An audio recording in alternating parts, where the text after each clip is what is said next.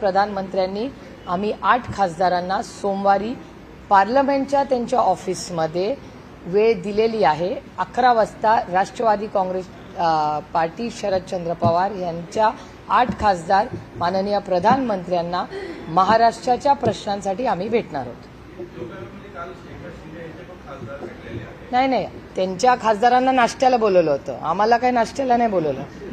आम्ही वेळ मागून देशाचे ते प्रधानमंत्री आहेत, ते पक्षाचे प्रधानमंत्री नाहीत, देशाचे प्रधानमंत्री।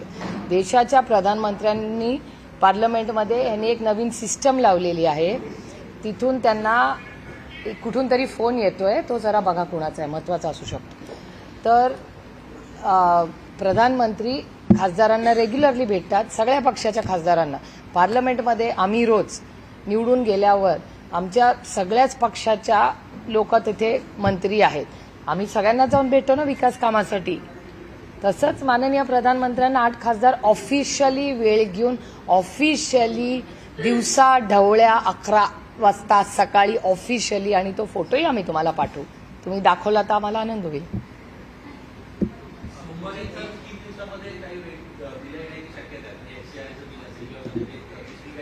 अशी चर्चा मी नाही 2-3 महत्त्वाच्या घटना पार्लमेंटमध्ये घडल्यात, मला आनंद वाटतो तुम्ही हा प्रश्न विचारलाय। म्हणजे खूप दिल्लीत चर्चा आहे की FCRAचं बिल येईल का, अशी अनेक चर्चा येत आहेत। आमचा FCRAच्या बिलला आत्ता ज्या फॉर्ममध्ये आहे, आज मी रिपीट करते, प्लीज मिसकम्युनिकेशन नसावं म्हणून मी रिपीट करते की FCRAचं जे बिल आहे ते आत्ताच्या ज्या फॉर्ममध्ये आहे त्याला राष्ट्रवादी काँग्रेस पक्ष शरदचंद्र पवारांचा विरोध आहे। म्हणून माझी विनम्रपणे विनंती आहे भारत सरकारला की घाई करू नका। हे बिल जर त्यांची इच्छा असेल तर आम्ही विरोध करू, पण त्याच्यातून शेवटी बिलं आली की त्याच्यावर चर्चा झाली पाहिजे, ही मागणी आहे आमची। त्याच्यामुळे जर सरकार आमच्यापर्यंत चर्चेला बसलं आणि हे जर जॉईंट पार्लमेंटरी कमिटीला पाठवलं तर राष्ट्रवादी काँग्रेस पक्ष शरदचंद्र पवार आमची चर्चा करायला तयारी आहे। एका सशक्त लोकशाहीमध्ये फक्त विरोध करून चालत नाही, चर्चाही करावी लागते। त्याच्यामुळे माझी विनंती आहे भारत सरकारला आणि पार्लमेंटरी अफेअर्स मिनिस्टरला की FCRA बिल हे परत तरी घ्या। परत घेणं तुम्हाला मान्य नसेल तर जॉईंट पार्लमेंटरी कमिटीला ते द्यावं अशी आमची मागणी आहे। आणि ही मागणी ही फक्त मी FCRA बिल जॉईंट पार्लमेंटरी कमिटीला जावं ही माझी तेवढीच मागणी नाही आहे। जेव्हा चर्चा झाली जंतर मंतर आणि नीटबद्दल, तेव्हाही मी मागणी भारत सरकारला केली होती की तुम्ही ह्याच्या सगळ्यावर SIT बसवा, आणि SIT बसवून नक्की काय झालं हे भारत सरकार नुसतं नाही पण प्रत्येक भारतीयाला कळलं पाहिजे की पेलेट गन मध्ये अटॅक कसा झाला, कोणी केला।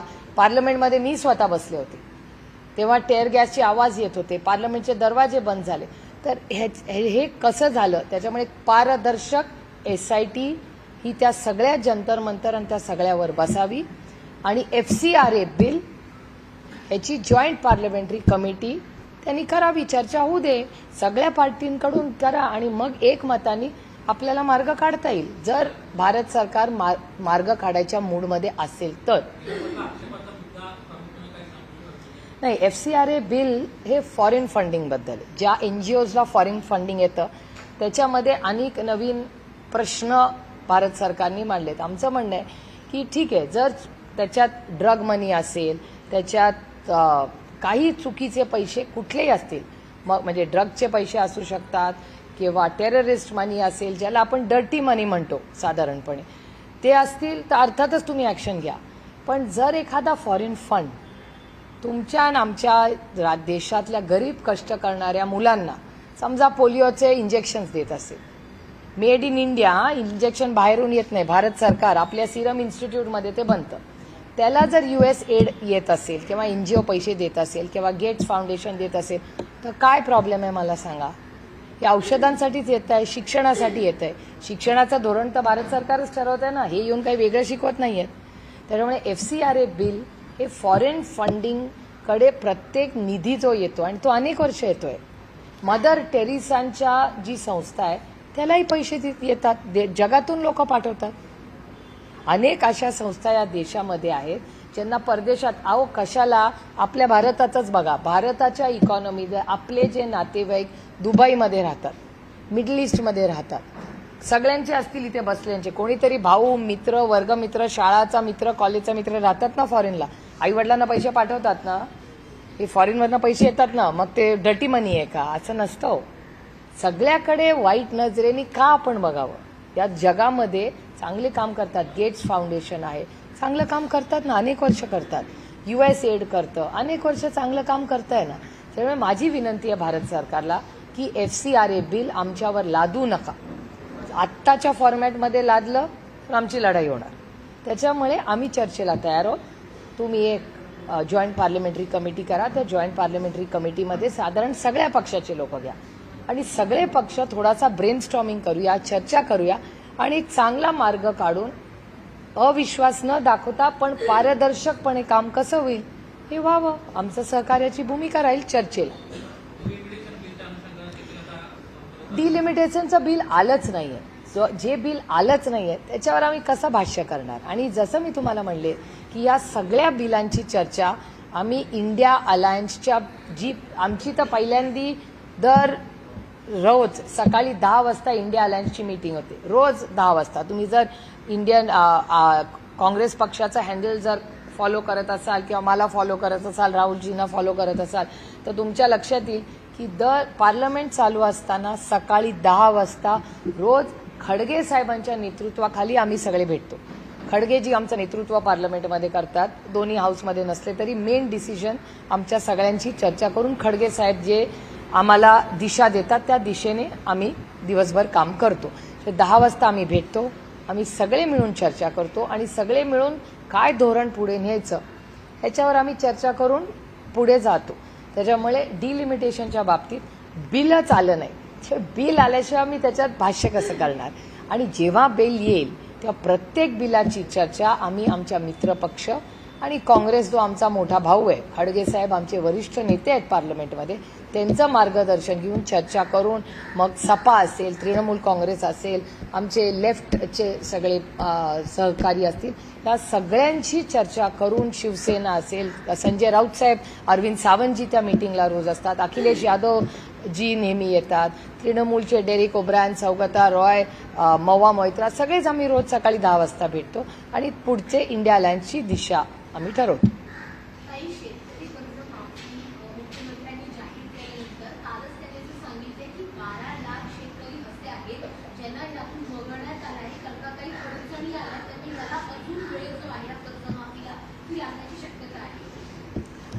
मला कर्जमाफीबद्दल खरंच म्हणजे काय बोलावं, इतका असंवेदनशीलपणा मी कधीच पाहिला नाही. आणि तुम्ही बघा, शेतकऱ्यांची कर्जमाफी करताना नियम कायदे आणि लाडकी बहीण योजना जेव्हा सुरू झाली त्याचं टायमिंग, हे दुर्दैव आहे की या सरकारचं सगळं काम हे इलेक्शन सेंट्रिक असतं.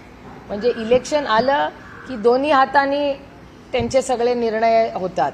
इलेक्शन निवडून आले ते आणि सत्तेत बसले की दोन्ही हात एकदम टाईट धरून त्यांचं काम चाललेलं असतं. का शेतकरी त्याच्यात बसत नाहीत मला सांगा? तो शेतकरी आहे ना, काळ्या मातीची इमान राखणारा, तुमचा आणि माझ्या अन्नधान्याचा प्रश्न सोडवणारा शेतकरी, त्याला कसले नियम कायदे? आणि मला सांगा, यांचे पेपर जेव्हा फुटतात तेव्हा नियम कायदे तंत्रज्ञान येत नाही. आमच्या गरीब लोकांची जेव्हा वेळ येते तेव्हा त्यांचे नियम कायदे लागतात या सरकारला. हे दुर्दैव आहे. आणि मी या सरकारच्या या निर्णयाचा आणि या सरकारचा, असंवेदनशील सरकारचा जाहीर निषेध करते की शेतकरी आणि लाडकी बहिणी याच्या बाबतीत जो असंवेदनशीलपणा या सरकारने दाखवलाय तो अतिशय दुर्दैवी आहे.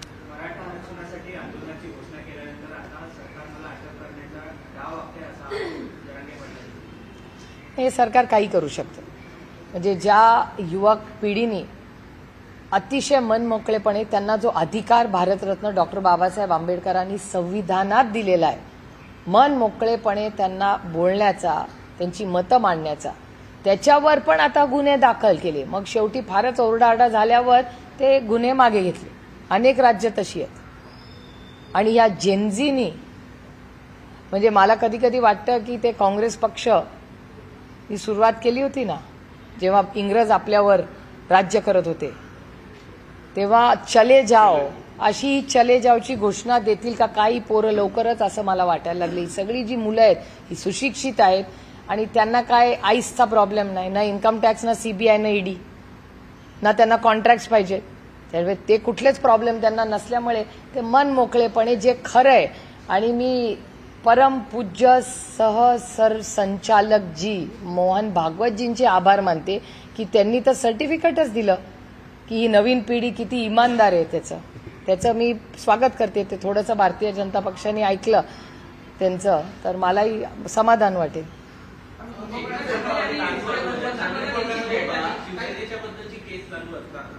पंतप्रधान जेव्हा शिवसेनेच्या खासदारांच्या सोबत ब्रेकफास्टला भेटतात आणि आम्ही तुमच्या सोबत वगैरे अशा प्रकारच्या बातम्या येतात, तर तुम्हाला हे कितपत योग्य वाटतं की एखादी केस चालू असताना पीएमनं त्यांना भेटणं याच्या वेळेस त्याच्यावर? नाही, मी तुम्हाला खरं सांगू का, ह्या केसबद्दल म्हणजे शिवसेना आणि आम्ही एकत्रच भोगले. त्यांची केस आमच्यापेक्षा थोडीशी वेगळी असली तरी अनेक वेळा आम्ही त्या केसेस क्लब करतो. आणि उद्धवजींच्या केसमध्ये तर म्हणजे मला हास्यास्पद वाटतं हे की म्हणजे काय करावं असं वाटतंय. कारण उद्धवजींच्या केसमध्ये शिवसेना आणि धनुष्यबाण हा उद्धवजींचाच आहे. याचं कारण असं की त्या पक्षाची स्थापना कोणी केली तर आदरणीय बाळासाहेब ठाकरेंनी केली. बाळासाहेब हयात असताना बाळासाहेबांनी त्या पक्षाची जबाबदारी ही उद्धवजींनाच दिली. हे बाळासाहेब हयात असतानाचा निर्णय. तो पक्ष स्थापन कोणी केला? बाळासाहेबांनी केला. हयात असताना माझा उत्तराधिकारी उद्धवजी असतील हे त्यांनी सांगितलेलं असताना तुम्ही भलत्यालाच दुसऱ्या लोकांना पक्ष देता, हा कुठला न्याय मला सांगा. आता पक्षावर आहे, उद्या तुमच्या घरावर येईल. तुमच्या वडिलांनी वडोपार्लीत घर तुमचं असेल तिथे येऊन मी क्लेम करीन की हे तुमच्या वडिलांनी तुम्हाला दिले हो, पण हरकत नाही, ते माझं आहे. ऐसा कैसा चलेगा? हा देश आत्ता तरी काही लोकांच्या मनमर्जीनी चाललं, ऐसा नाही चलेगा. हा फक्त आणि फक्त संविधानानेच चालला पाहिजे. आम्ही कोर्टात ताकदीने, आजही माझी तरी लढाई चालली, कारण का आदरणीय पवारसाहेबच त्या पक्षाचे अध्यक्ष आहेत. त्यांच्यावर अन्याय झालेला आहे का? तर हो, झालेला आहे. चुकीच्या पद्धतीने आम्हाला तारीखच लागत नाही. आम्ही किती दिवस तारीख मागतोय, का नाही मिळत आम्हाला तारीख, मला सांगा.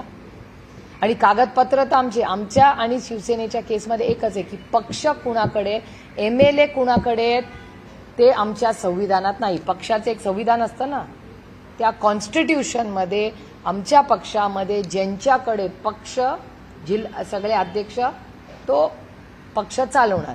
आमदार खासदारांचं काय मत आहे ते त्यामध्ये घेता येत नाही. आणि तुमच्याच चॅनलवर परवा एक बातमी मी पाहिली ती मला माहिती नाही, मी तुमच्या चॅनल्सवर वर्तमानपत्रात वाचली की अनेक पक्षांमध्ये चुकीच्या पद्धतीने निर्णय घेतले जातात किंवा सिस्टम फॉलो केली नाही.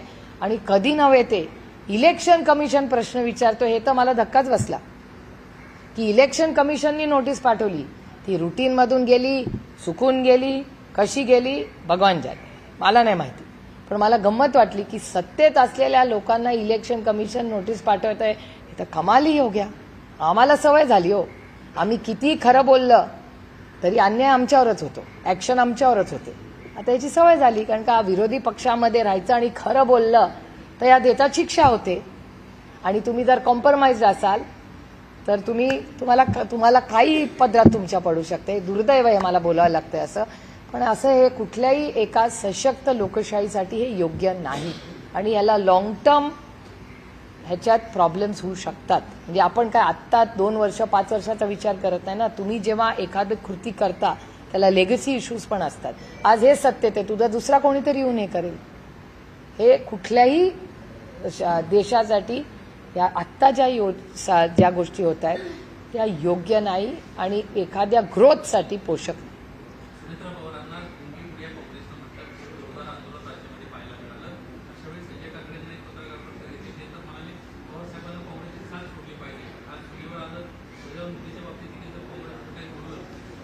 एकतर संजय काकणेंचं स्टेटमेंट मी ऐकलेलं नाही आणि वाचलेलं नाही, त्याच्यामुळे मला त्याच्याबद्दल काय माहिती नाही. सुनेत्रा पवारांबद्दल मी सांगू शकते की सुनेत्रा वहिनींबद्दल एक स्टेटमेंट काँग्रेसने केलं ते अयोग्यच होतं.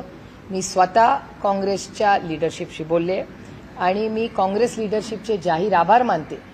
याचं कारण असं की मी काँग्रेसच्या लीडरशिपशी बोलल्यानंतर अर्ध्या तासातच काँग्रेसनी त्यांचा स्टँड क्लिअर केला आणि हे स्थानिक सोशल मीडियाची त्यांची कोणती स्थानिक महाराष्ट्रातली त्यांच्याकडून झालेलं आहे. हे राष्ट्रीय काँग्रेस पक्षाचं मत नाही, हे पूर्णपणे देशाच्या काँग्रेसच्या लीडरशिपनी क्लिअर केलेलं आहे. त्याच्यामुळे मला असं वाटतं महाराष्ट्रातली काँग्रेस आणि देशाची काँग्रेस ह्याच्यामध्ये वेगळी मतं आहेत आणि केंद्रातल्या काँग्रेस पक्षाने स्पष्ट भूमिका केली की कुठल्याही महिलेबद्दल कशाला आपण कुठल्याही व्यक्तीबद्दल असं का बोलावं. टीका करायला मराठी भाषामध्ये खूप ताकद आहे.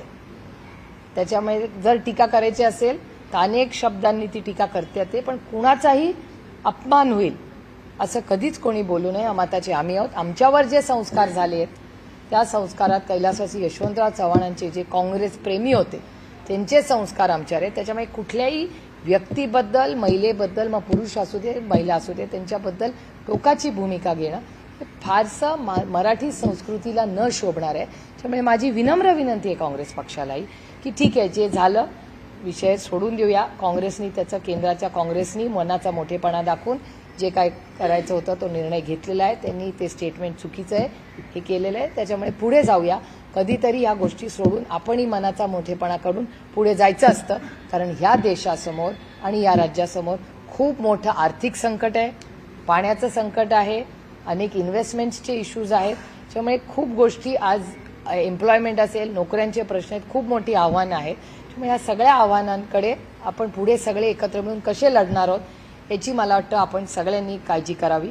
आणि जर कायदा सुव्यवस्थेबद्दल कोणाला काही अस्वस्थ वाटत असेल तर या राज्याचे मुख्यमंत्री माननीय देवेंद्रजी फडणवीस हे होम मिनिस्टरही आहेत, त्यांच्याकडे फॉलोअप करावा, पत्र लिहावं आणि करावं. कारण हे खूप सेन्सिटिव्ह इश्यूज आहेत. आणि योगायोगाने तुम्ही बीडचा विषय काढला म्हणून सांगते की बीडच्या विषयाबद्दल मी स्वतः पार्लमेंट झाल्यावर माननीय मुख्यमंत्र्यांना वेळ मागणार आहे. कारण का ज्या पद्धतीने जेलमधून एक मोठी यंत्रणा, एक सिंडिकेट चालवलं जातं अशा अनेक बातम्या वर्तमानपत्रात येत आहेत. आणि ते जर खरं असेल आणि एखादा गुन्हेगार एखाद्या जेलमध्ये बसून राज्यात सिंडिकेट चालवत असेल आणि चुकीची कामं करत असेल तर हे अतिशय चिंताजनक आहे. आणि ह्याच्यात माननीय मुख्यमंत्र्यांनी जातीने लक्ष घालून हे सिंडिकेट बंद केलं पाहिजे. आणि जो कोणी गुन्हेगार आहे, जो जेलमध्ये आहे, तो जेलमध्ये एका कारणासाठीच त्याला ठेवलेला आहे आणि कोर्टाने ठेवलेला आहे. तर हा कोर्टाचाही अवमान आहे. आणि या राज्यातल्या सगळ्या यंत्रणेला मोठे प्रश्न पडतात की एखादा गुन्हेगार जर जेलमध्ये बसून यंत्रणा चालवत असेल तर हे सरकारचं आणि पोलिसांचंही अपयश आहे. त्याच्यामुळे ह्याची एक इन्क्वायरी लावावी. आणि जर ह्याच्यात तथ्य असेल तर तातडीने माननीय मुख्यमंत्री जे गृहमंत्री आहेत त्यांनी याच्यावर ॲक्शन घेतली पाहिजे या बीडच्या घटनेमध्ये, अशी मी मागणी त्यांना विनम्रपणे करते. हिंदी मराठी पुरा खतम होतो.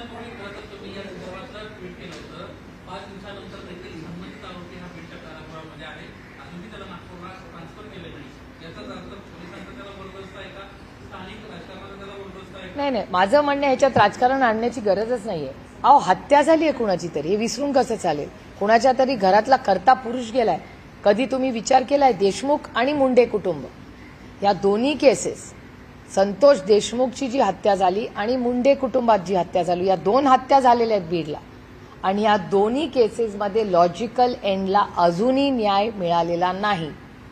त्यामुळे देशमुख आणि मुंडे या दोन्ही हत्यांमध्ये सविस्तर ह्याची मागणी आम्ही वारंवार करतोय. माझी विनम्र विनंती आहे होम मिनिस्टरांना, हा स्टेटचा सब्जेक्ट आहे. बजरंग अप्पा हे माननीय अमित भाई शहांनाही भेटले, पण लॉ अँड ऑर्डर हा स्टेट सब्जेक्ट आहे. त्याच्यामुळे दिल्लीमध्ये आम्ही हा विषय जरी घेतला असेल तरी आमची अपेक्षा आहे की देशमुख आणि मुंडे कुटुंबाला माननीय मुख्यमंत्र्यांनी माणुसकीच्या नात्याने न्याय द्यावा की पुन्हा अशी गलिच्छ घटना कुणाच्याही घरात होणार नाही याची खबरदारी आणि जरा भीती ही तुम्ही सत्तेत असू द्या किंवा विरोधात ही बसली पाहिजे. आणि ही जी सगळं हे जे सिंडिकेट आहे ना, या सिंडिकेटला कुठेतरी चाप बसलाच पाहिजे आणि थांबलं पाहिजे. Crime has to go down.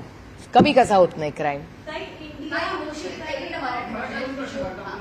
Moshi कचरा डेपोमध्ये ज्या 9 जणांचा मृत्यू झाला कर्मचाऱ्यांचा, ती इमारत सुद्धा इलिगल होती. ती इमारत तिथे कशी उभी राहिली हा एक प्रश्न उपस्थित होतो. दुसरी गोष्ट म्हणजे त्या नातेवाईकांचा, मृत लोकांच्या नातेवाईकांचा आरोप आहे की त्यांना अजून आर्थिक मदत जी आहे ती मिळाली नाहीये. प्रशासनाकडनं आणि राज्य सरकारकडनं तिकडचे फक्त जे कर्मचारी प्रशासन अधिकारी होते त्यांना निलंबित केले. मी आजच सकाळी पुणा कमिशनर आणि पुणा कलेक्टर या दोघांशी बोललेले ह्याच मामल्यात, कारण का माझ्याही वाचण्यात ती बातमी आज सकाळी आली. आणि त्याच्यामुळे प्रशासनाने मला शब्द दिलाय की पुढच्या 2-4 दिवसात सगळी माहिती घेऊन काय कुणाला अजून कुणाच्या मागण्या झाल्यात, पैसे नाही दिले तो प्रोसेस सगळा लवकरात लवकर पूर्ण करून त्या कुटुंबाला न्याय मिळेल असा शब्द कलेक्टर आणि पुणा कमिशनर या दोघांनी मला दिलाय. त्याच्यामुळे अजून एक आठवडाभर थांबूया. समजा आठवडाभरात त्यांना न्याय मिळाला नाही तर राष्ट्रवादी काँग्रेस पक्ष शरदचंद्र पवार हा पूर्ण ताकदीने त्यांच्यावर उभा राहील आणि पुण्यात आंदोलन करेल.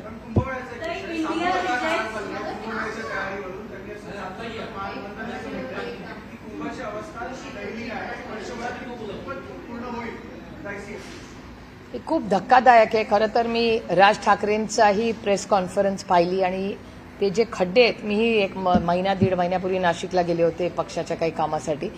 त्याच्यामुळे नाशिकमध्ये जे काही चाललंय हे धक्कादायक आणि नुसतं कुंभमेळ्याचा प्रश्नच नाही. माझा प्रश्न एवढाच आहे की कुठल्याही शहरामध्ये जर विकास होत असेल, एवढा मोठा निधी जात असेल तर त्याच्यामध्ये क्वालिटी ही का दिसत नाही? वारंवार खड्ड्यात रस्ता का रस्त्यात खड्डा असं दुर्दैवी गोष्ट पुन्हा मला बोलायची वेळ आलेली आहे. त्यामुळे ह्याची इन्क्वायरी माननीय मुख्यमंत्र्यांचंही मी स्टेटमेंट पाहिलं. पण माझी विनंती राहील की मुख्यमंत्र्यांनी एक वेगळा काहीतरी फास्ट प्रोजेक्टसाठी त्यांच्या ऑफिसमध्ये एक यंत्रणा ठेवलेली आहे. तर त्यांनी ह्या यंत्रणा, कुंभमेळा होईलच हो, पण त्याच्याबरोबर करोडो रुपये जे आज नाशिकला जात आहेत ते कुठे जात आहेत मग पैसे? आणि कुंभमेळ्याचीच डेडलाईन का ठेवावी? नाशिककरांची डेडलाईन नको ठेवायला आपण. तिथे रोज लोक राहतात. कुंभमेळा होईल, वर्षभर चालेल वगैरे ती गोष्ट वेगळी, पण पैशाचं काय? आणि नाशिककरांचं काय? सगळं तुम्ही फक्त कुंभला का क्रिएट करता? आज जगतोय ना नाशिककर, आणि किती लोक गमावलेत आपण, किती लोकांची हत्या आहे मला विचाराल तर या खड्ड्यांमुळे झाले. अजित पवार जिवंत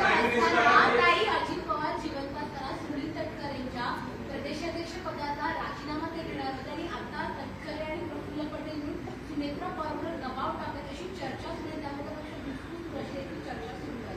मला कसं माहिती असेल? ते एक वेगळ्या गटात, मी एका वेगळ्या पक्षात. मला नाही माहिती त्यांच्या. आणि दुसरे काय घर में क्यों झाकू भैया मैं?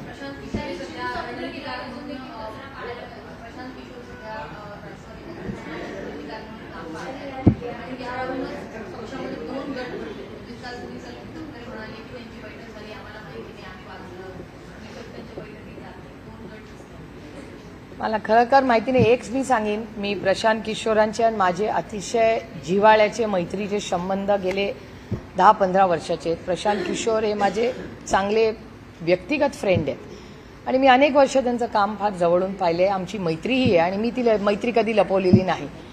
आणि कसं आहे, ते एक वेगळं प्रोफेशनल काम करतात आणि कुणाबरोबर त्यांनी काम करावं नाही करावं हा त्यांचा अंतर्प्रश्न. राष्ट्रवादी काँग्रेस पक्ष, अजित पवार त्या गटाला प्रशांत किशोरांना घ्यायचंय नाही घ्यायचं हा त्यांचा अंतर्गत प्रश्न आहे. पण प्रशांत किशोर हे कष्टाळू आहेत. अनेक वर्ष त्यांनी अनेक पक्षांबरोबर काम केले. आता अतिशय म्हणजे खूप मोठं युद्ध ते जिंकून आलेले. बिहारमध्ये एवढी मोठी यंत्रणा आणि भारतीय जनता पक्षाचे अध्यक्षांचा मतदारसंघ, म्हणजे भारतीय जनता पक्षाच्या अध्यक्षाच्या स्वतःच्या मतदारसंघात नुसतं निवडून आले नाहीत, त्यांच्या भारतीय जनता पक्षाच्या अध्यक्षाच्या स्वतःचा बूथ पण मायनस आहे असं तुमच्या वर्तमानपत्रात आणि डेटा सांगतो.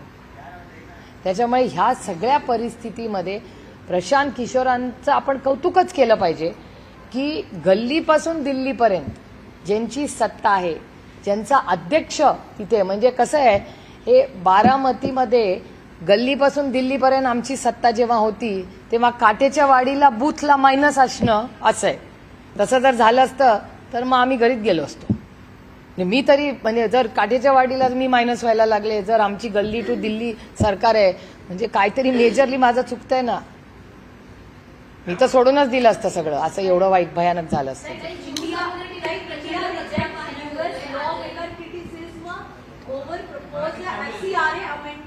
मराठी एक I have not understood the question. जीव समुद्रकिनारी आज पत्र पाहायला मिळाले. महापौरांनी अजूनही भेट केलेली नाही. कहाणी त्यांना असं सांगायचं नाही. अजूनही कहाणी मी मागच्या आठवड्यात मुंबईला आले होते ना, मागच्या शनिवारी का रविवारी मी या प्रश्नाचं उत्तर दिलंय. त्याला एक आठवडा उलटलाय आणि काही झालेलं नाही जीवला. बिचाऱ्या राणे साहेबांच्या घराच्या बाहेर केवढा कचरा आहे जरा बघा. एवढे सिनियर नेते राज्याचे, त्यांच्या घराचे आणि सगळे जुहूवाले, सगळे जुहूचे रहिवासी बिचारे सगळे बाहेर लांबून लांबून लोक जुहू बीच बघायला येतात. त्यामुळे पूर्णपणे या यंत्रणेचं अपयश आहे. इतके वर्ष आम्हाला नावं ठेवून ठेवून आता त्यांचं काम, मग आम्ही बरे होतो ना. आमच्या वेळेस तरी जुहू बीच एवढा घाणेरडा नव्हता. Pawar saheb no, Lok Sabha not mister Pawar. India rejects US lawmaker criticism on proposed FCRA amendment. What's your stand? What's your party's stand? No, our party is very clear. We are in the present form. We disagree with and we reject and disagree the present form of the FCRA bill. We are requesting the government to withdraw it, and if the government wants to have a dialogue with us about any bill, government should form a joint parliamentary committee. We can discuss it and then we can go forward. US Senate passes a bill for 100% tariff on India and China over the Russian oil purchase for. We are completely shocked and disappointed. This is complete mismanagement. Tariff is something we've been going and talking about. We've been asking questions. Government has been totally silent on it. So we are in complete shock and we will ask questions on Monday in Parliament. Government will have to reply, not just to me, to the nation. देश को जवाब देना पड़ेगा. हर भारतीय पूछ रहा है कि tariff में क्या है. Because all our lives are today connected, because India is no more an insulated economy anymore. If you want to be a global player, government is saying we are third and fourth or third in the world. You are not an insulated economy, so everything happens globally, affects India as well. And then what is our relationships with America? We had such a good relationship with America when Manmohan Singh ji was the Prime Minister. President Obama has called Prime Minister Manmohan Singh ji as one of the finest and the best, and his own guru and the best economist in the world. So ek taraf there is President Obama, who had such a wonderful relationship with Prime Minister Manmohan Singh ji, who he called his guru. Can you imagine American president calling our Indian Prime Minister his guru? How wonderful and proud we felt when that happened. And today that same India today is in a challenging relationship with America. So it's very, very unfortunate, and it's a complete failure of the government. Like Uddhav ji said that PM Modi doesn't have time to meet Zelensky, but he has time to meet traitors. See, in a vibrant democracy, everybody has a right to say what they feel. So we have to respect Uddhav ji's sentiments. Sir, your party's MP is going to meet PM Modi on Monday. What is the issue? Officially last week, NCP SPs, 8 Lok Sabha MPs have requested the Honorable Prime Minister for time. Unfortunately, House has not been functioning in the last 3 weeks. All the challenges and the issues we see in our constituencies, in our state and in our country, we have not been able to express them rightfully on the floor of the House. There are so many issues that we are very, very concerned about. Hence, the NCP SP, 8 MPs officially seek time of the Honorable Prime Minister, and he's been very indulgent and kind, and he's given all 8 of us time on Monday in the Prime Minister's office in Parliament House at 11 a.m. Eknath Shinde प्रधानमंत्री जी से मिले, जिस पर उद्धव ठाकरे जी ने कहा कि court में सुनवाई शुरू है और ऐसे समय में दोनों की मुलाकात होना मतलब प्रधानमंत्री एक धमकी भरा संदेश किसी को देना चाहते हैं. आप इस मीटिंग को या मुलाकात को कैसे देखते हैं? देखिए, संदेश तो पहले भी हमें मिल चुका है, मिले या ना मिले. आपको याद होगा जिस तरह से हम हमारी पार्टी, चलो ठीक है हमें तो अलग छोड़ दीजिए, आदरणीय पवार साहब तो एनसीपी के फाउंडर है ना, जिस तरह से कॉन्स्टिट्यूशन की धज्जियां उड़ाई गई हमारे और पवार साहब को पार्टी से निकाल दिया गया, ये शायद आप लोग भूल गए लेकिन मैं नहीं भूली हूं। जिस गलत तरीके से गैर संवैधानिक पद्धति से आदरणीय पवार साहब जो फाउंडर मेंबर है, कॉन्स्टिट्यूशन का पूरा चीर फाड़ के इन्होंने जिस तरह से गलत पद्धति से पवार साहब को निकाला था, हम तो इलेक्शन कमीशन में गए थे, हमको कहाँ न्याय मिला, उद्धव जी को क्या न्याय मिला, 8 सुनवाइयां हुई, इसलिए हम लोग सब कोर्ट में गए। और जो अन्याय उद्धव जी पे हुआ है आदरणीय पवार साहब, मैं मेरी बात ही नहीं कर रही हूं, मेरी सिर्फ मांग है कि पार्टी आदरणीय पवार साहब की है, उनको हक से उनकी पार्टी उनको मिलनी चाहिए, उनके बाद उनको जो करना है उनकी मर्जी। What rightfully belongs to that person should be given to that person, उसका अधिकार है, हक है। आप ऐसे गलत तरीके से किसी का भी हक छीन नहीं सकते। आज उद्धव जी का और पवार साहब का हक छीना है, कल आपका छीन सकते, ये तो शुरुआत है। और आप सबको पता है, जो मैं पहले बहुत बार बोल चुकी हूं, कि who is the founder of Shiv Sena is आदरणीय बाला साहब ठाकरे। और बाला साहब ठाकरे जब थे तो बाला साहब ने खुद उनका उत्तराधिकारी उद्धव जी को चुना था। Uddhav ji was chosen by honourable Bala Saheb Thackeray ji as his succession plan. He had announced it, so it is obvious that Shiv Sena belongs only and only to Uddhav Balasaheb Thackeray. Then look at the dignity and the class which was shown by so many other people. Look at what Raj Thackeray ji did. He had a disagreement, he formed his own party. इस देश में खुद की party बना low आप. Many people have done it. They could have done it. अरे तृणमूल को भी तोड़ा, भी उन्होंने अलग गढ़ बना दिया. पर ऐसा की नाराजगी उद्धव जी पे और शरद पवार जी पे, जो कॉन्स्टिट्यूशन के हिसाब से दोनों एनसीपी और Shiv Sena, NCP belongs to Sharad Pawar because he is the founder member. I am making a legal point, I am not making a political point. Political तो बनता रहेगा, वो तो इलेक्शंस में हार जीत होती है सबकी, कौन सी बड़ी बात नहीं है. But legally Shiv Sena belongs, the party belongs to Uddhav Bala Saheb Thackeray and NCP founder member president illegally removed. That party also belongs to Sharad Pawar. After that, what Sharad Pawar wants to do is for him to decide. But today it belongs to him and is illegally taken away from him. Mohan Bhagwat ने भी जल्दी से मुलाकात की और उनके prostate का समर्थन KIA. एक तरीके से उन्होंने कहा कि उनके मुद्दे सही थे और जो लाठीचार्ज हो वो गलत था. उनके स्टेटमेंट को कैसे? नहीं, मैं उसका स्वागत करती हूँ. मैंने पहले भी कहा कि उन्होंने जो कहा उसका मैं तहे दिल से स्वागत करती हूँ. यही तो हम भी कह रहे हैं. ही बातमी लीगली शरद पवार यांच्याकडे कसली पाहिजे हे माझं, हाँ हिंदी में जवाब दे दूंगी. कांग्रेस ने सुनेत्रा पवार जी को खुले खुले कहा था, जिसको लेकर एनसीपी और कांग्रेस आमने सामने आ गई थी. क्या उनके स्टेटमेंट को आप कैसे देखती हैं? ये बहुत खेदजनक है. मैंने खुद कांग्रेस लीडरशिप से बात की जिस दिन मैंने ये टीवी पे देखा. मेरी खुद कांग्रेस लीडरशिप से बात हुई. कांग्रेस लीडरशिप दिल्ली में देश का सामान देखते, उनको कुछ पता नहीं था. लेकिन मैं कांग्रेस पार्टी के तहे दिल से आभारी हूं कि जब मैंने फोन करके बताया कि ऐसा ऐसे कहा गया, उन्होंने तुरंत एक्शन लिया. उसके बाद एक ट्वीट भी कांग्रेस पार्टी का आया है कि ऐसा कहना गलत है. तो कांग्रेस ने वो ट्वीट किया हुआ है. इसलिए मैं मेन कांग्रेस पार्टी के तहे दिल से आभारी हूं.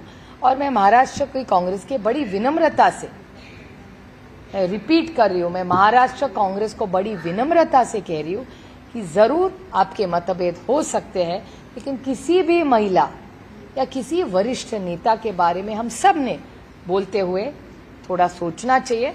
ठीक है, मतभेद जरूर हो सकते हैं, लेकिन मनभेद नहीं होना सकते. और यही संस्कार हम सब, अरे हमें कांग्रेस पार्टी ने संस्कार दिए इस देश में. पंडित जी हो, इंदिरा जी हो, राजीव जी हो, हमारे वरिष्ठ नेता जिनको हम गुरु मानते हैं, यशवंतराव चव्हाण जी हो, उन्होंने तो हम पे संस्कार किए. उन्हीं संस्कारों के चौकट में हम सब ने बोलना चाहिए. भाजपा ने किसी भी प्रकार का समर्थन विमेन रिजर्वेशन बिल, एफसीआरए या डिलिमिटेशन में मांगा है क्या?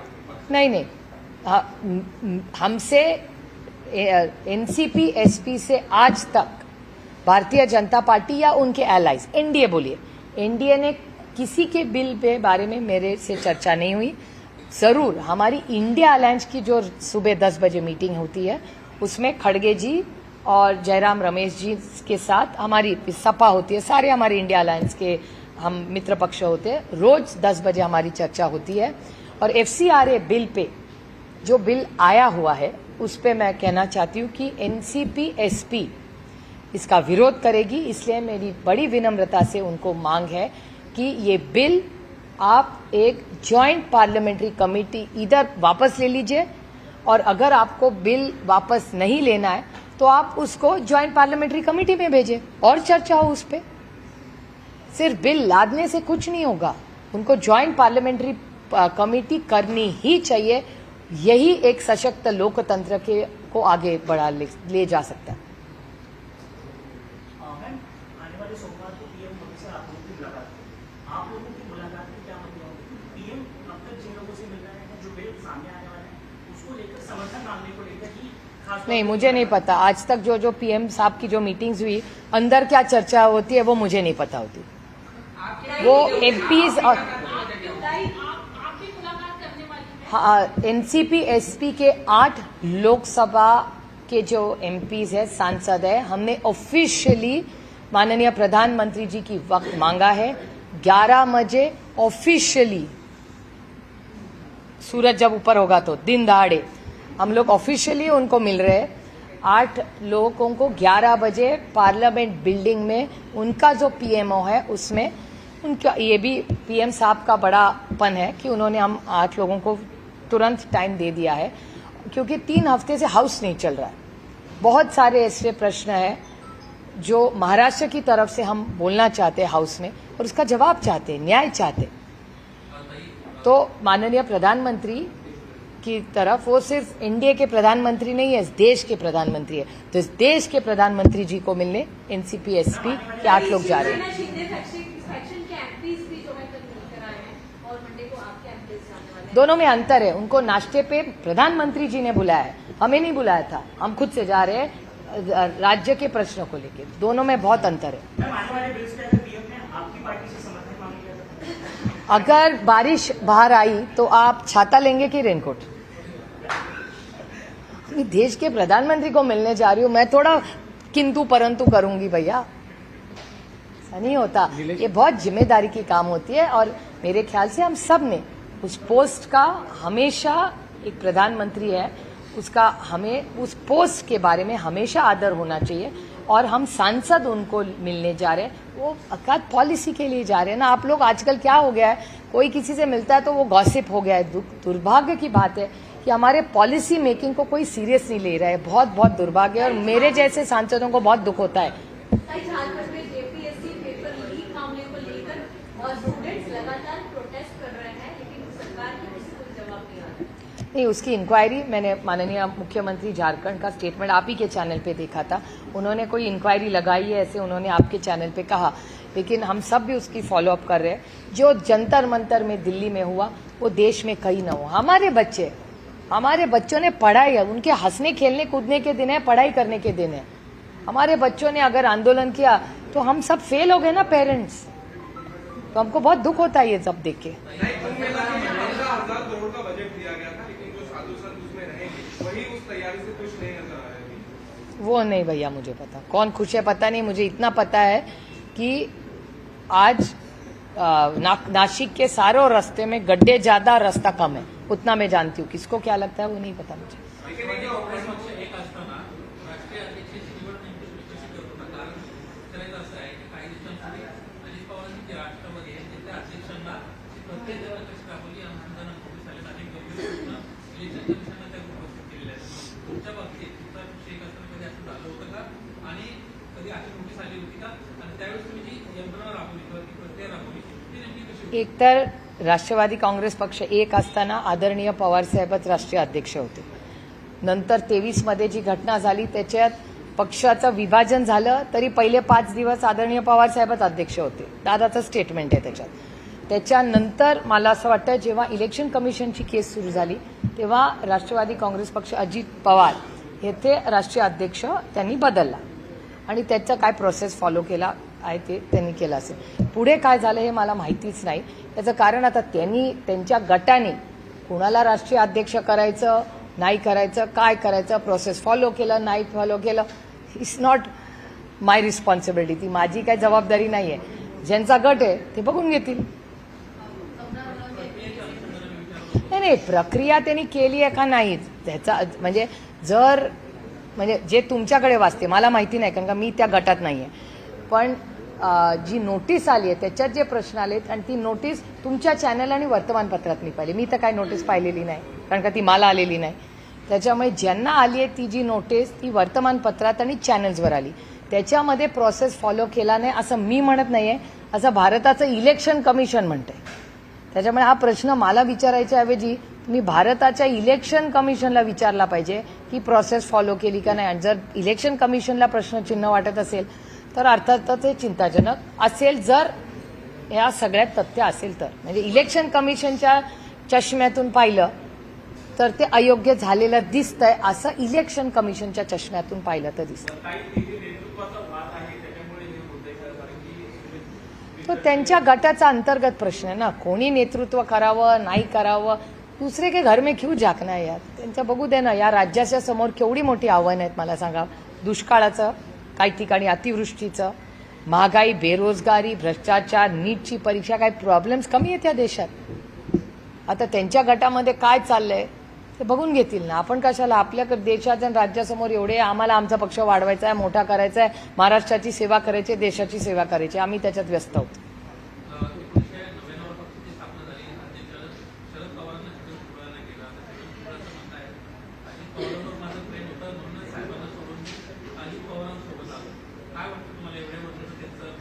मी तुम्हाला सांगू मला काही वाटतच नाही आजकाल. इतना धोका खाया और इतना मार लाईफ में खाया ना इमोशनली की आता काय वाटतच नाही. काय आश्चर्यही वाटत नाही. गाडीचा ऍक्सिडेंट एकदा झाला वाईट वाटतं दुसऱ्यांदा तिसऱ्यांदा चौथ्यांदा आणि मी अपेक्षा करणंच सोडून दिलंय लोकांकडून. आपण आपलं कर्तव्य करत राहायचं दुसऱ्याकडून कशाला अपेक्षा करायची. भुजबळ साहेब त्यांचं कुटुंब जेव्हा होतं मी आर्थर रोड जेल कधी पाहिला आधी गाडीतूनच पाहायची नंतर आज जाऊन पाहिला ना. तेव्हा मी नाही कुणाला घाबरले. एक तर मी घाबरत पण नाही कारण का आपण कुणाला कशालाच निंदे नाही आपल्याला कसली भीती. आर्थर रोड जेल मी कुणामुळे पाहिला पण त्यांना जर आमच्यावरचं प्रेम कमी झालं असेल तर त्याच्यात मला काही वाटत नाही. माझं त्यांच्यावर प्रेम तेवढंच आहे. Supriya Sule's middle name is consistency. माझं काय प्रेम कमी जास्त होत नाही. एकदा प्रेम केलं ना की दिलदार आयुष्यभर करायचं असतं असं नसतं. कमी जास्त कमी. काही वेळा काय असतं माहिती आहे एक तुम्हाला एक शेर सांगते जो मी दिल्लीत मागच्या आठवड्यातच शिकले. कुछ तो मजबूरियां रही होंगी यूं ही कोई बेवफा नहीं होता. आता कुणाची काय मजबुरी आहे मला माहिती नाही. आता पुढच्या आठवड्यासाठी अजून शेर आहे तो पुढच्या आठवड्यात.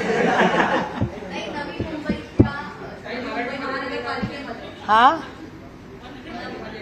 मराठी ट्रान्सलेट करूया का आपण तर ते त्याच्या जीपीटीला सांग बाबा 2 मिनिटात करून देईल.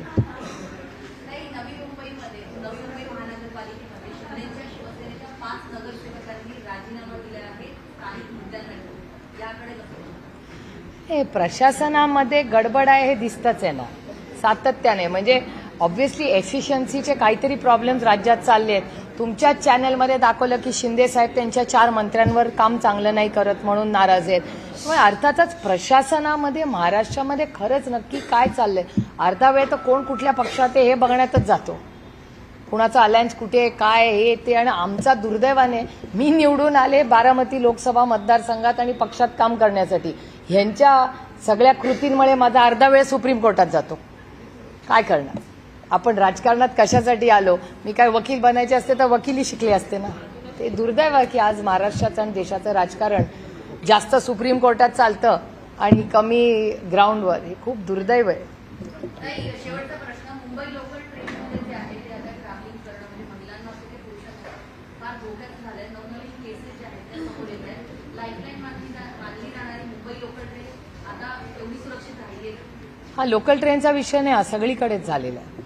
म्हणजे क्राईम हा महाराष्ट्रात वाढलाय का तो हो, आणि मी खूप जड अंतःकरणाने हे म्हणते की सगळ्यात पुढे आमचं पुणे आहे. हे मी म्हणत नाहीये, अमित भाई शानचा होम मिनिस्ट्रीचा केंद्र सरकारचा रिपोर्ट म्हणतो की देशात सगळ्यात राज्यात सगळ्यात एक नंबर क्राईम पुण्यामध्ये. तर क्राईम वाढतोय ही चिंताजनक आहे.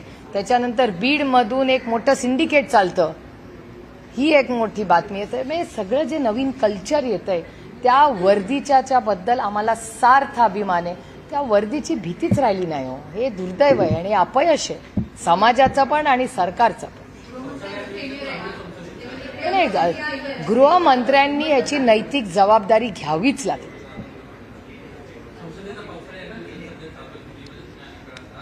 अनेक वेळा नाही, मी रोज असते अनेक वेळा.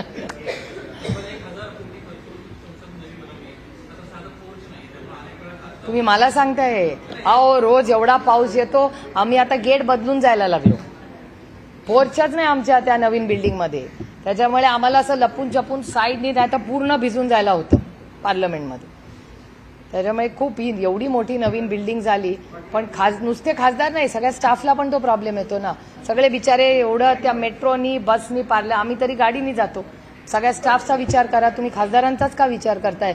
हजारो लोक त्या महिला घरून डब्बा करून मेट्रोनी गाडी करून बाहेर फ्रिस्किंग करून, आम्हाला तरी चेकिंग नसतं पण स्टाफला रोज चेकिंग असतं ना पार्लमेंटमध्ये येताना. ती छत्री धरू का तो वारा का भिजू, आणि दिवसभर ते एसी मध्ये बसायला लागलं कुडकुडत त्यांना बिचारांना, सगळे ओले कपडे घालून. काय करतील बिचारे. थँक्यू.